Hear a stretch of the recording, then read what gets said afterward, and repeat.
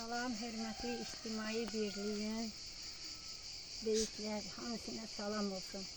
Bir müddət neçə illər bundan qabaq mən həmişə çalışırdım ki, qardaşımın, şəhid qardaşımın məzarını düzəltmək üçün. Çünki neçə illər idi qardaşım yalnız bizə aid idi, heç kəs aid deyildi, bizə aid idi.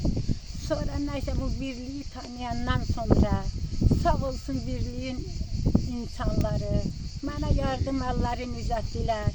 Mən xahiş elədim, qardaşımın məzarını düzəltməkdə mənə yardımcı olsunlar. Onlar da sağ olsunlar, tez bir zamanda sevgililərlə bizim sıra hörmətli icra nümayəndəsinə xəbərlədilər. Onlar da başçı da sağ olsun ki, başçı sözümüzü yerə salmadı. Dərhal reaksiya verdi bizim səsimizə, səs verdi. Qəbul elədi bizi, görüş təyin elədi, qəbul elədi. Bizim bütün problemi, həm məzarı, həm bizim bütün problemini öz boynuna götürdü. Dedi, vaxtında əməl eləyərəm, heç şey elə.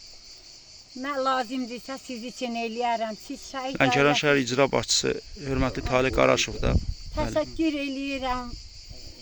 Şəhər icranın başçısına, Talib Qaraşov yoldaşa, kənd icra nümayəndəsinə, Mahmud müəllimə, kənd bələdiyyəsinə, kimin zəhməti var bu işdə, kimin zəhməti olanların hamısına təşəkkür eləyirəm. Qarşılarında baş əyirəm ki, mənim qardaşımın, şəhidimin məzarını bərpa elədilər.